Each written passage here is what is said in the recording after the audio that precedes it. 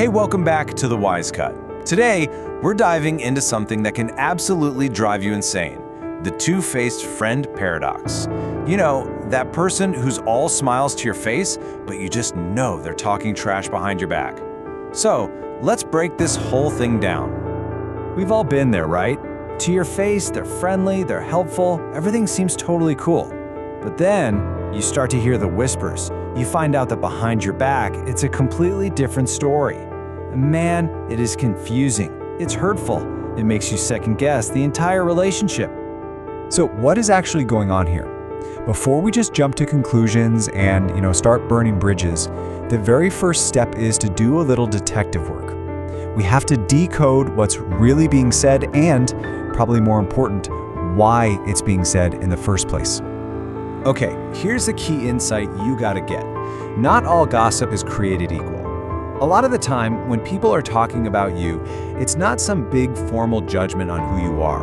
Honestly, they're probably just venting, using you as a convenient subject to let off steam about something that has absolutely nothing to do with you. And this brings us to a really crucial idea called the sincerity fallacy. It's this trap that we all fall into, where we believe that anything said in secret must be the absolute, unfiltered truth. But so often, it's just talk. It isn't some sincere, deep evaluation of you as a person.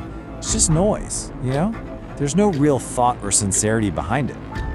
So how do you separate the real signal from all that noise? Well, let's use this simple 3-step investigation kit. I want you to think of yourself as a detective on a case. First, we're going to look at the hard evidence. Then we vet our sources. And finally, we analyze exactly what's being said. Step 1 is all about actions versus words. And look, the most reliable piece of evidence you have is your own direct experience with this person. Have they consistently treated you with respect? Did they show up and help you when you asked? Positive actions, day in and day out, should always carry more weight than some secondhand rumor. Okay, so we've looked outward, at the other people, at the situation, but now we've got to do something that's a lot harder. We have to make a really critical shift. We need to be brave enough to turn that lens around and point it directly at ourselves. And this is where it gets tough, but it's also where the real growth happens. We've spent all this time analyzing their behavior, but we have to ask, is it possible that their reaction is, in some way, a response to our own? Let's be even more direct here. If you start noticing a pattern, if this isn't just a one-off thing with one person, but it keeps happening over and over again with different people in different situations, then you have to look for the common denominator. And the only constant in all of your interactions is you. You can almost think of it like a democratic consensus. If it feels like nearly everyone you interact with seems to have some kind of issue with you, that's a massive red flag. That's a huge sign that your own behavior might be causing these reactions, and it's on you. It's your responsibility to figure out what's going on. All right, you've done the external investigation, you've done the tough internal one. Now what? Now comes the decision. It's time to choose your next strategic move, and it really all boils down to 2 totally different mindsets. Your choice is right here. Are you going to go with the rigid mindset, the one driven by ego that says, hey, this is me, take it or leave it, the world has to adapt to me? Or do you choose the flexible mindset, the one driven by growth, that understands that adapting your approach isn't being weak, it's just being smart? It's social intelligence. So what does taking action actually look like? Well, if someone's behavior is genuinely demeaning, a respectful confrontation might be the right move.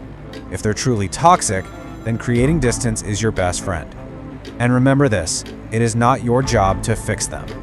But, and this is a big but, if you see that pattern we talked about, it absolutely is your job to reflect on your own role in all of this. Now, I know what you might be thinking. Distancing yourself from people. That sounds like a punishment. That sounds an awful lot like loneliness. But I want to reframe that for you. This isn't an ending. It's actually a really powerful opportunity to start something brand new. So I want you to think of this time alone not as some empty space, but as an adventure in self-cultivation. This is your menu.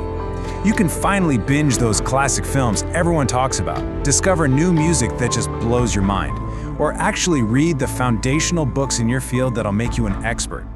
You're not just killing time, you're actively absorbing new ways of seeing the world. And let's be really clear about something. This isn't about some cheesy self-help fad. This is way deeper. This is self-exploration.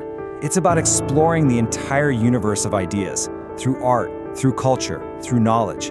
And what's amazing is that when you explore the universe, you inevitably explore, refine, and reveal yourself.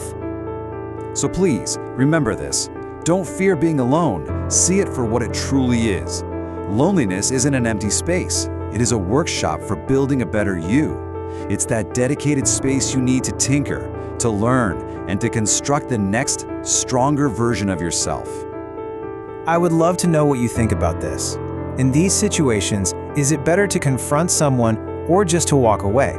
Let me know your take in the comments. And of course, if this breakdown helped you out, please like, share, and subscribe to The Wise Cut for more explainers just like this one. Thanks so much for watching.